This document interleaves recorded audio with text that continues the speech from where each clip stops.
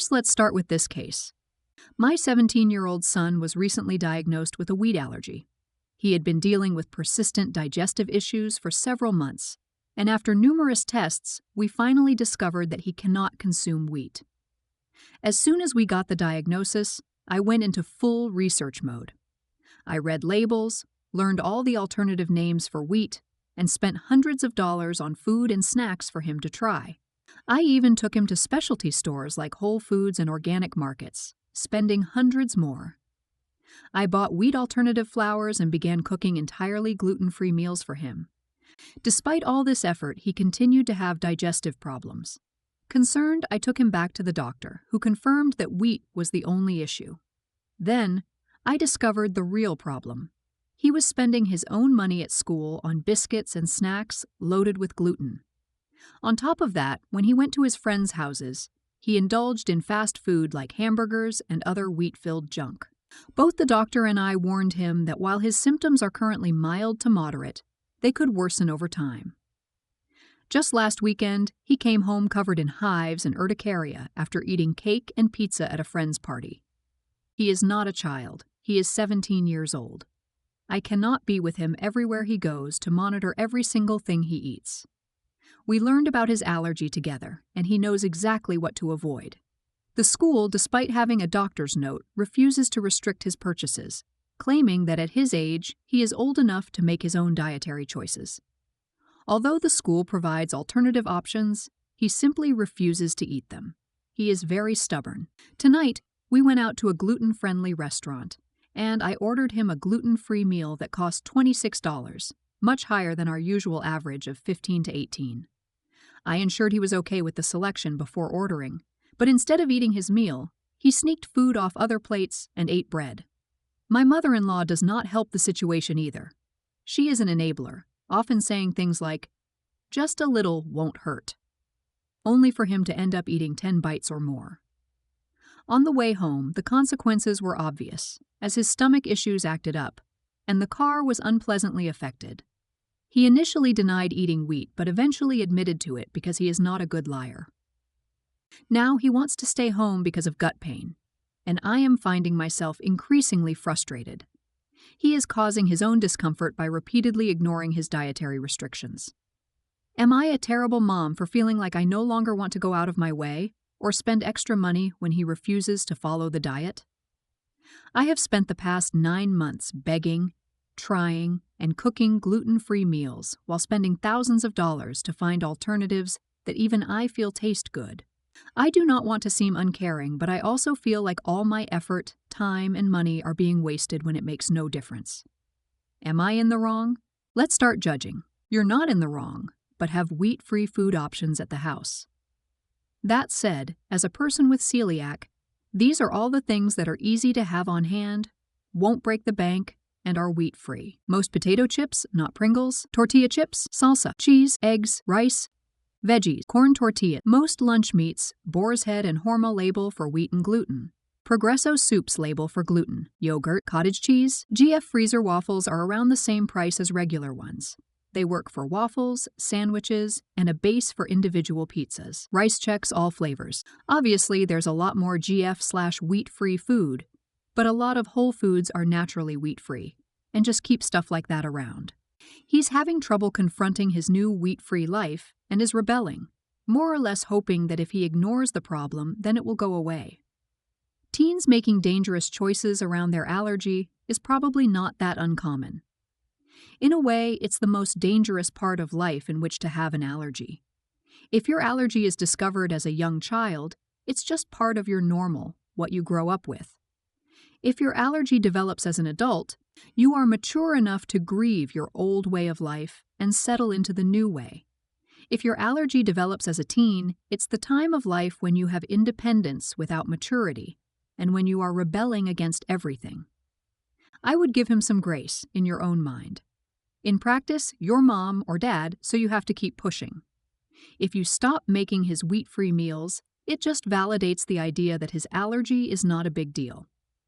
To me, it sounds like he needs therapy, i.e. someone to nudge him toward a habit of safe choices who doesn't have that combination of love and authority that a teen has with their mom.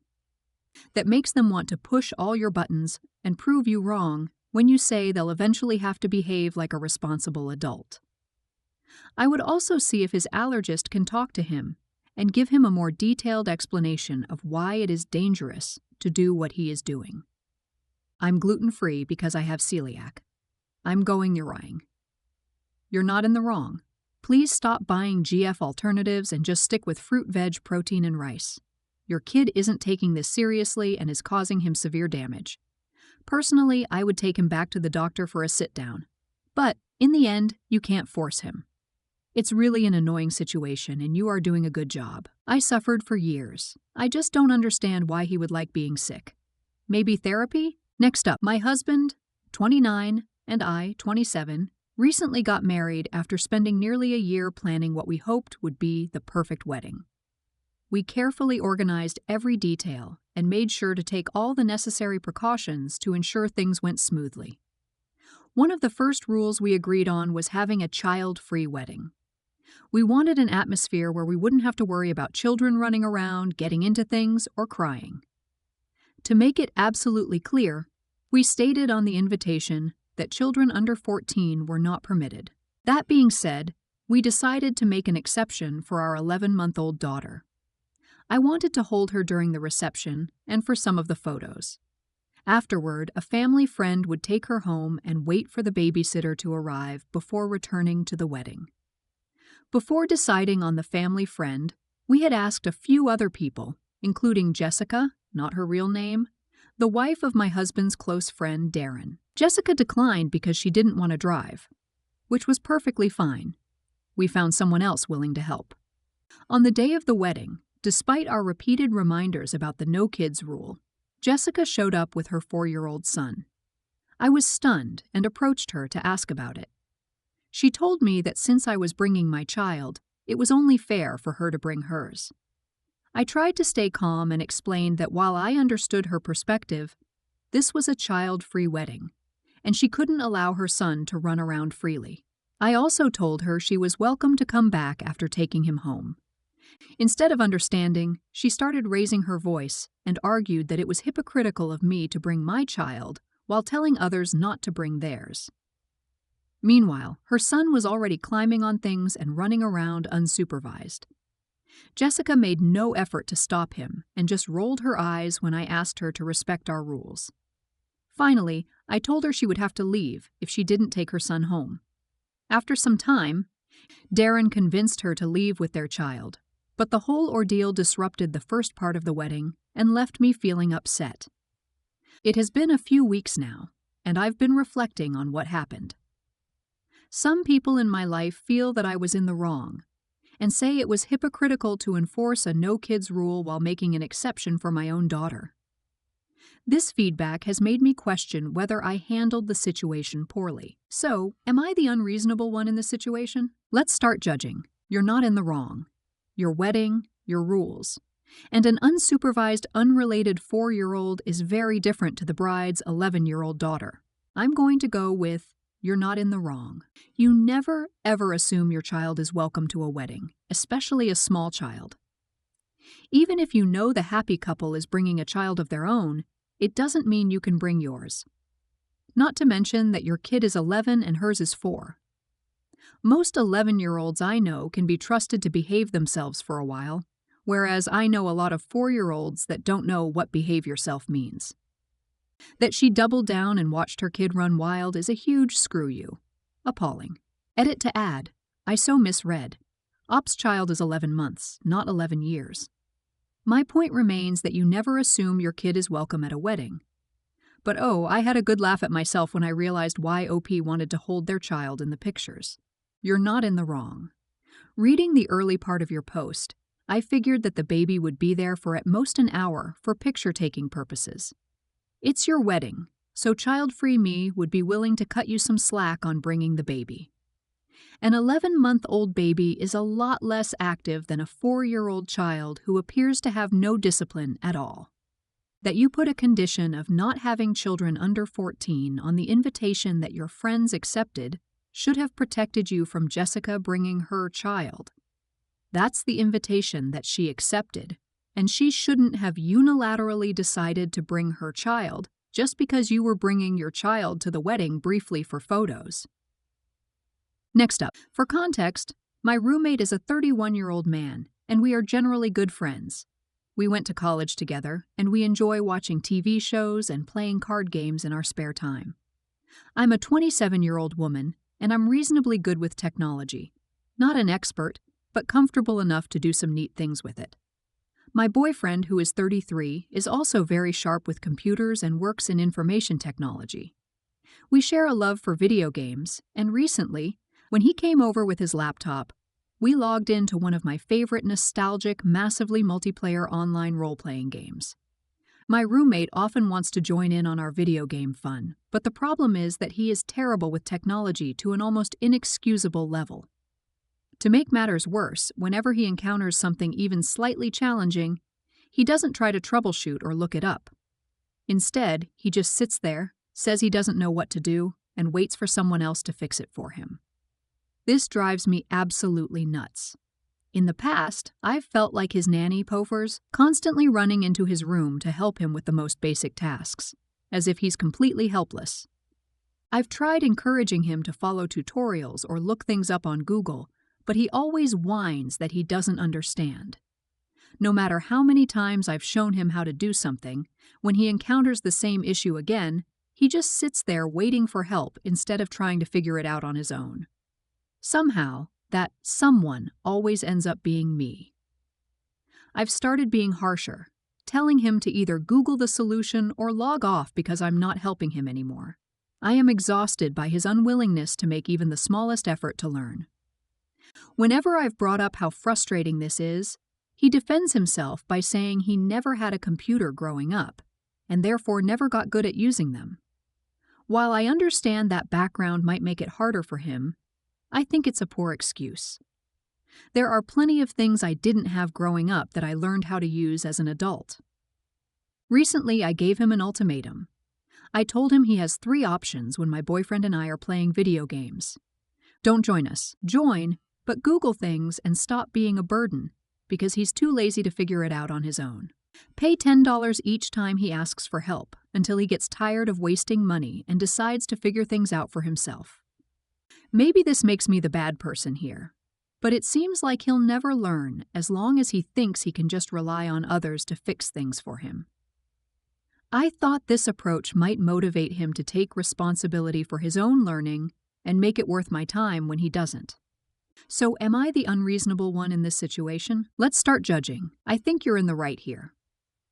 It's frustrating to constantly help someone who doesn't make an effort to learn or solve problems on their own. You've tried being patient and explaining, but at some point, it's okay to set boundaries. Charging him a small fee might be a wake-up call that he needs to put in some effort instead of relying on others. It's about encouraging him to be more independent, and if he values your help, he might start trying harder. There are so many cliches for this situation, e.g., give a man a fish, / teach a man to fish. You are providing an incentive to learn and a tax for refusal. This is the way. I have been an educator for nearly 2 decades. You're not in the wrong. You're not in the wrong. If he wants to play, he should take the time to learn just like you did. Here's a real example for you. When my daughter was 12, I taught her how to do her own laundry. I showed her how to use the washer and dryer. I found and shared the perfect tutorial on YouTube. When she didn't feel like doing her laundry, she would say she didn't know how, and I would remind her to watch the 3-minute video. She has been doing her own laundry for 11 years now. This grown man can learn about this hobby or get a new one. Next up, I, 25F, have been friends with Ryan, 26F, for over 10 years. We've been through a lot together, and I always thought we were incredibly close. Recently, she got engaged to Fred, 28M. While I've met him a few times, I've never really clicked with him. He comes across as dismissive of me, often making sarcastic comments whenever I speak. To make matters worse, I've overheard him talking behind my back, referring to me as weird. Ryan doesn't seem to notice his behavior, or maybe she just chooses to brush it off. A few weeks ago, Ryan asked me to be one of her bridesmaids. Initially, I was excited. It felt like a natural way to celebrate our long friendship. However, the more I thought about it, the more uncomfortable I became. The idea of spending significant time around Fred during the wedding, pretending everything was fine, felt overwhelming. I don't want to cause any drama, but I also don't think I can fake being okay with someone who clearly doesn't like me. I decided to have an honest conversation with Rian. I explained how I felt and told her that I didn't think I could be in the wedding party because of the tension with Fred. She didn't take it well. She said I was overreacting, making a big deal out of nothing, and being selfish for not supporting her on her big day. She even accused me of ruining our friendship because I couldn't just suck it up for her wedding. Now I feel torn.